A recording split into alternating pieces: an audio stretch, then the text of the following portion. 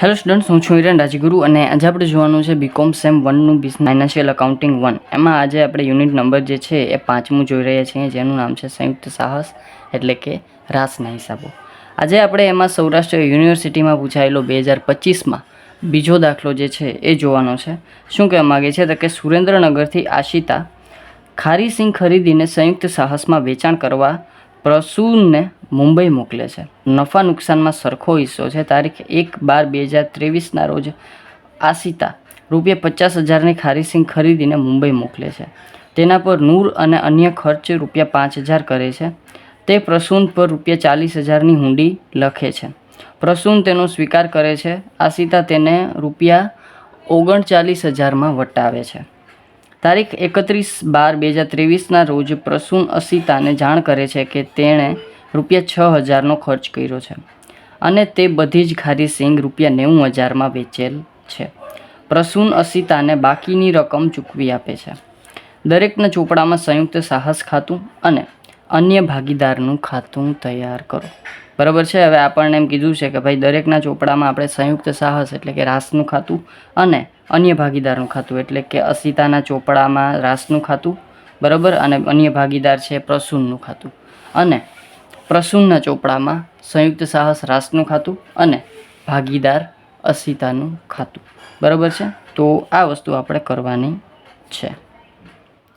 દાખલો સ્ટાર્ટ કરીએ. સૌ પ્રથમ આપણે છે એક એક વસ્તુ વાંચતા જાય અને જે થતું હોય એ કરતા જાય કે સુરેન્દ્રનગરથી આશિતા ખારી સિંગ ખરીદી અને સંયુક્ત સાહસમાં વેચાણ કરવા પ્રસૂનને મુંબઈ મોકલે છે. નફા નુકસાનમાં સરખો હિસ્સો છે અને 1/12/2023ના રોજ આશિતા 50,000ની ખારી સિંગ ખરીદી અને મુંબઈ મોકલે છે. હવે કેટલાની ખારી સિંગ ખરીદે છે તો કે 50,000ની. તો અહીંયા આપણે કોણ ખરીદે છે પહેલાં તો કે આશિતા ખરીદે તો એના માટે સંયુક્ત સાહસ રાસનો આપણો ખર્ચ છે, ખરીદી થાય છે, પણ એ અહીંયા રોકડ અને બેંક ખાતે લખશે ખરીદી. બરાબર. તો અહીં લખશે રોકડ / બેંક ખાતે ખરીદી. કેટલાની તો કે 50,000ની ખરીદી છે. હવે આપણે સામે જે પ્રસૂન છે એ પણ એની નોંધ કરશે. બરાબર. તો અહીંયા આપણે જે છે એ 50,000ની ખરીદી થાય છે. કોણ ખરીદી કરે છે તો કે આપણી આશિતા કરે છે. અહીં લખશું આપણે આશિતા ખાતે.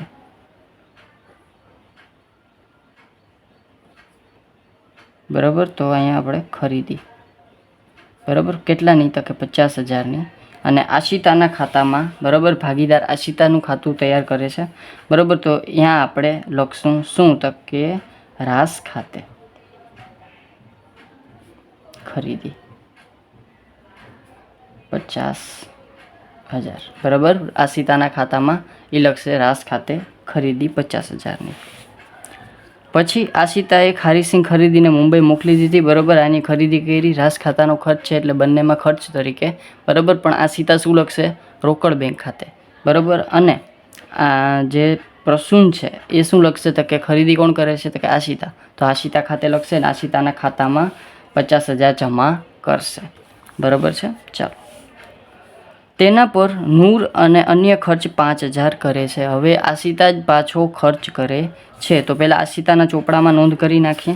કેટલાનો ખર્ચ કરે છે તો કે 5,000નો. તો એ પણ રોકડ બેંક ખાતે, કારણ કે ખર્ચ થાય છે. બરાબર. તો એની આમનોંધ શું થશે તો કે રાસ ખાતે ઉધાર, તે બેંક ખાતે જમા. તો અહીંયા આપણે બેંક ખાતે લખશું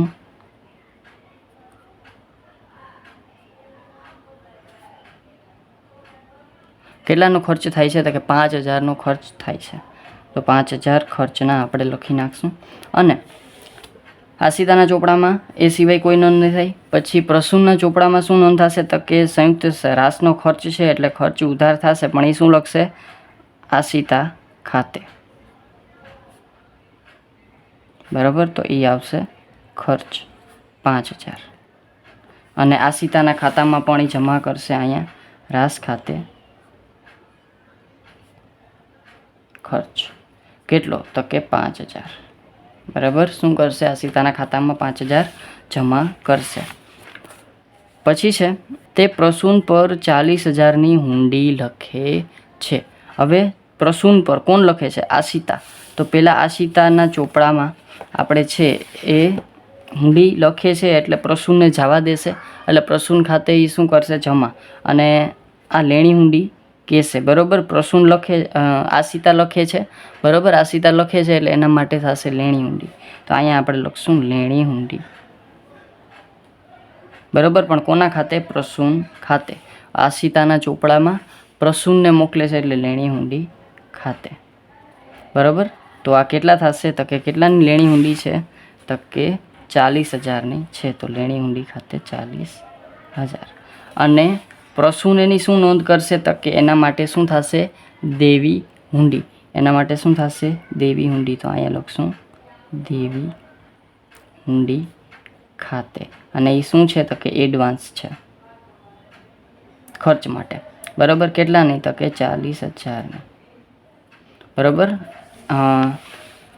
આશિતા દેનાર છે, બરાબર છે, એટલે કે પ્રસૂનના ખાતે જમા કરશે, બરાબર, લેણી હુંડી 40,000. અને આના માટે દેવું છે, દેવી હુંડી છે, બરાબર છે, એટલે કે એ આપણે એના ખાતે ઉધાર કરશે, બરાબર છે. આશિતા ખાતે શું કરી નાખશે? ઉધાર કરી નાખશે. ચાલો, આ વસ્તુ ક્લિયર થઈ ગઈ હશે, બરાબર છે. અને કદાચ ના થાય તો થોડુંક ડીપમાં આપણે સમજવું હોય તો લેણી હુંડી મોકલનાર કોણ છે? તો કે આશિતા છે, બરાબર છે. લેણી હુંડી મોકલનાર કોણ છે? તો કે આશિતા છે, એટલે એના માટે લેણી હુંડી થશે, બરાબર. તો લેણી હુંડીની બાકી શું હોય? તો કે સર લેણી હુંડી ક્યાં આવે? તો કે દેવાદારો નીચે લેણી હુંડી મિલકત છે, તો મિલકતની બાકી ઉધાર હોય, બરાબર. તો શું થશે? તો કે લેણી હુંડી ખાતે ઉધાર તે કોના ખાતે? તો કે દેનાર ખાતે, એટલે કે સ્વીકાર કરનાર ખાતે, એટલે કે પ્રસૂન ખાતે, બરાબર. તો પ્રસૂનના ખાતામાં જમા બાજુ આપણે લખશું લેણી હુંડી, બરાબર છે. અને એની નોંધ પ્રસૂન કઈ રીતે કરશે? તો કે પ્રસૂનમાં તે દેવી હુંડી છે, દેવી હુંડીની બાકી જમા હોય, બરાબર. તો જે છે એ આપનાર ખાતે ઉધાર, એટલે કે આશિતા ખાતે ઉધાર તે દેવી હુંડી ખાતે, બરાબર છે. તો દેવી આશિતાના ખાતામાં દેવી હુંડી ખાતે એડવાન્સ 40,000, બરાબર. થોડુંક આપણે ટ્રિકી વિચારીએ તો આપણને બરાબર પ્રોપરલી ખબર પડી જાય. ચાલો, આ વસ્તુ ક્લિયર થઈ ગઈ હશે, બરાબર. દેવી હુંડી લેણી હુંડીવાળી. પછી એને શું કીધું છે? તો કે આશિતા તેને 39,000માં વટાવે છે. કોણ વટાવે છે? તો કે આશિતા. હવે જેને મોકલી હતી એ જ વટાવે છે, બરાબર. તો વટાવ એ પોતે જે વટાવે છે એના જ ખાતે ખર્ચ થશે, બરાબર છે. પણ ઘણા બધા દાખલામાં આપણે બુકમાં જોઈએ તો ઘણા બધા દાખલામાં છે એ આપણને ચોખવટ કરી દીધી છે કે ભાઈ તમારે વટાવનું શું કરવાનું છે, એટલે કે વટાવને ખર્ચ ગણવાનો છે કે નથી ગણવાનો. પણ આમાં આપણને કાંઈ ચોખવટ કરી નથી, બરાબર. પણ આપણે આમાં જો પ્રોપરલી જોઈ તો વટાવ છે એ સંયુક્ત સાહસ એટલે કે રાસ ખાતાનો ખર્ચ છે, બરાબર છે. ખર્ચ છે એટલે આપણે વટાવ આપવો પડશે. હવે આપે છે કોણ? તો કે આશિતા. આશિતા 39માં વટાવે છે એટલે 1,000 વટાવ થશે. 40,000ની લેણી હુંડી હતી, 39માં વટાવે છે એટલે 1,000 આપણું શું થશે? વટાવ થશે.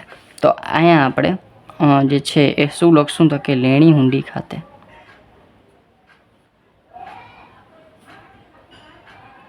વટાવ, બરાબર. કેટલો? તો કે 1,000. હવે આની ક્રોસ એન્ટ્રી એટલે કે હવે જો પ્રસૂન શું કરશે? તો કે પ્રસૂને સાહસનો ખર્ચ આપણે ગણ્યો છે તો એની નોંધ સાહસમાં કરશે.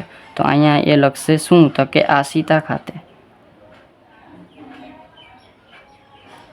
શું લખશે? તો કે વટાવ. કારણ કે એ વટાવ કોણ કરે છે? તો કે આશિતા કરે છે. તો એ વટાવ ખર્ચ તરીકે લેશે 1,000 અને આશિતાના જ ખાતામાં એ બોલાવી દેશે, બરાબર છે. એટલે કે અહીંયા આપણે લખશું રાસ ખાતે વટાવ, બરાબર છે, 1,000. આપણે આશિતાના ખાતામાં વટાવ 1,000 આપી દીધો. આગળ વધીએ. તારીખ 31/12/2023ના રોજ પ્રસૂન આશિતાને જાણ કરે છે કે તેણે 6,000નો ખર્ચ કર્યો છે. હવે પ્રસૂન ખર્ચ કરે છે. કોણ કરે છે? પ્રસૂન. તો પહેલાં આપણે પ્રસૂનના ચોપડે આવેલા જાય અને પ્રસૂન ખર્ચ કરે છે સંયુક્ત એટલે કે રાસ ખાતાનો ખર્ચ છે, સંયુક્ત સાહસનો ખર્ચ છે. તો અહીંયા એ શું લખશે? તો કે રોકડ બેંક, બરાબર. કારણ કે રોકડ બેંક ખાતે ખર્ચ કરશે. કેટલો? તો કે 6,000નો. તો અહીંયા આપણે લખશું ખર્ચ 6,000. અને એટલે કે આશિતા શું ખર્ચ કરશે? આશિતા શું એની નોંધ કરશે? તો કે સંયુક્ત સાહસનો ખર્ચ તો છે પણ કરે છે કોણ? તો કે પ્રસૂન. તો અહીંયા એ લખશે પ્રસૂન ખાતે,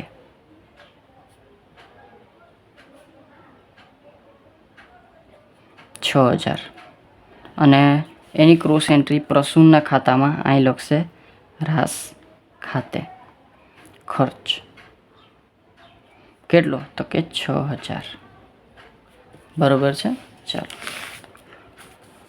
આગળ વધીએ. ખર્ચ કર્યો છે અને તે બધી જ ખારી સિંગ 90,000માં વેચેલ છે. હવે શું કરે છે? પ્રસૂન બધી જ ખારી સિંગ 90,000માં વેચે છે.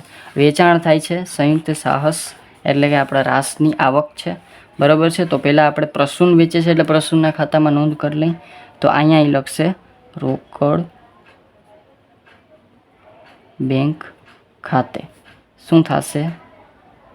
વેચાણ કેટલાનું તો કે 90,000ની બધી જ ખારી સિંગ એ શું કરે છે? વેચી નાખે છે. બરાબર છે. શું કરે છે? 90,000ની ખારી સિંગ વેચી નાખે છે. હવે પ્રસૂન આ સિવાયની કોઈ નોંધ નહીં કરે. આશિતાના ખાતામાં આવેલા જાય. આશિતા શું લખશે તો કે રાસ ખાતાની આવક છે એટલે જમા બાજુ થશે વેચાણ. પણ એ શું લખશે તો કે પ્રસૂન વેચાણ કરે છે એટલે પ્રસૂન ખાતે અહીં લખશું આપણે પ્રસૂન ખાતે વેચાણ. બરાબર કેટલું તો કે 90,000 અને પ્રસૂનના ખાતામાં ક્રોસ એન્ટ્રી. બરાબર છે. તો અહીંયા આપણે લખી નાખશું રાસ ખાતે શું થશે? વેચાણ કેટલું તો કે 90,000 બરાબર છે. 90,000 પ્રસૂન ખાતે. પ્રસૂન અશિતાને બાકી રકમ ચૂકવી આપે છે. પ્રસૂન અશિતાને શું કરે છે? બાકી રકમ ચૂકવી આપે છે. એટલે બાકી રકમ કેટલી ચૂકવી આપશે તો એ આપણે ક્યારે ખબર પડે તો કે એ આપણને સર જ્યારે આપણે આ ખાતું એનું બંધ કરશું બરાબર પ્રસૂનનું ત્યારે આપણને ખબર પડશે. બરાબર છે. ચાલો તો પહેલાં હવે એક એક વસ્તુ આપણે બંધ કરતા જઈએ અને જોતા જઈએ. બંધ કરીએ રાસ ખાતું. તો અહીંયા 90,000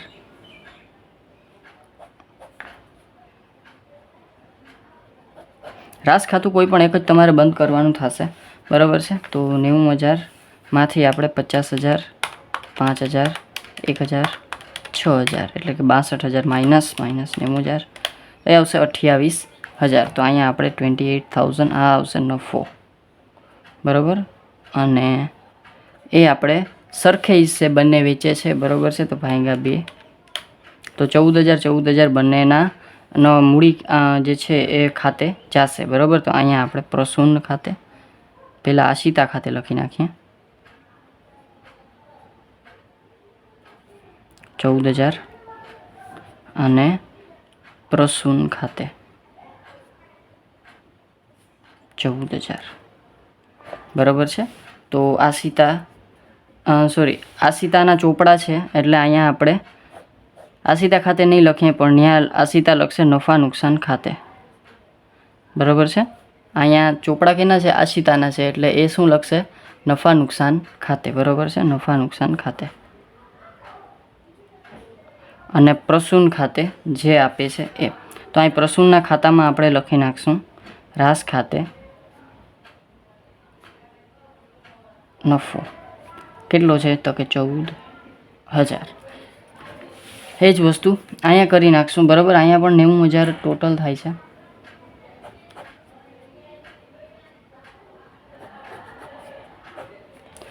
અને ટોટલ પણ એ જ થશે. બરાબર 28,000 જ આપણો આવશે કારણ કે બંને બાજુ ખર્ચા સરખા જ છે. તો અહીંયા આપણે નફો આવશે. કોના છે તો કે પ્રસૂનના ચોપડે છે. તો અહીંયા પહેલાં આશિતાના ખાતે કેટલા તો કે 14,000 અને અહીંયા પ્રસૂનના ચોપડે છે એટલે પ્રસૂન શું લખશે? નફા નુકસાન ખાતે. બરાબર કેટલા તો કે 14,000 બરાબર છે. ચાલો આશિતાના ખાતામાં અહીંયા આપણે કરી નાખીએ શું થશે તો કે રાસ ખાતે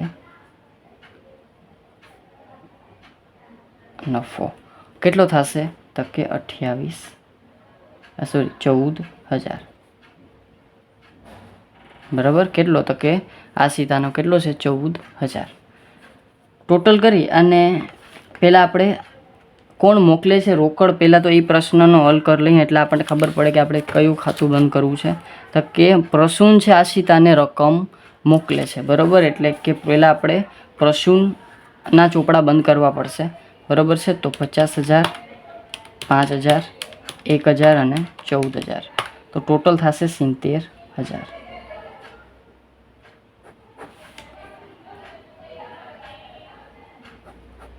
તો અહીંયા આપણે માઇનસ કરશું 40000, તો અહીંયા આવશે 30000 અને અહીંયા આ 30000 આવ્યા એ શું છે તો કે પ્રસૂન છે એ આશિતાને મોકલશે. બરાબર, આ આશિતાને શું કરશે? મોકલશે. તો અહીંયા આપણે લખશું આશિતાના ખાતામાં રોકડ બેંક ખાતે ડ્રાફ્ટ. બરાબર, આપણે મોકલી આપશું. અને અહીંયા આપણે પ્રસૂન આપણને 30000 છે એ આશિતાને મોકલશે, તો અહીંયા પ્રસૂનને મળી જશે. બરાબર, તો આશિતા શું લખશે તો કે ભાગીદાર પ્રસૂનના ખાતામાં જમા લખશે. બરાબર, આની બ્રેક ક્રોસ એન્ટ્રી અહીંયા થશે. અહીંયા શું થશે તો કે પ્રસૂનને 30000 મોકલશે. બરાબર, પ્રસૂન કેટલા મોકલશે? 30000, તો એના ખાતામાં જમા કરશે, રોકડ બેંક ખાતે આવશે એટલે રોકડ બેંક ખાતે મોકલશે 30000 રૂપિયા. હવે આપણે શું કરશું તો કે ટોટલ કરશું, એટલે આપણો ટોટલ છે એ કદાચ સરભર થઈ જશે 14000 અને 30000, એટલે થઈ ગયો 90000. બરાબર, અને આ થઈ જશે 90000. બરાબર છે. તો આ થઈ ગયો આપણો 2025માં પૂછાયેલો દાખલો. બરાબર, બીજો દાખલો છે. છતાં કાંઈ પણ જાતનો ડાઉટ રહી ગયો હોય તો મને કોમેન્ટમાં પૂછી લેજો. અને જો વિડીયો ગમે તો તમને ખબર જ છે, લાઇક શેર સબસ્ક્રાઈબ જરૂરથી કરી નાખજો, જેથી કરીને આવતા વિડીયોઝ તમને સરળતાથી મળતા રહે. Thank you.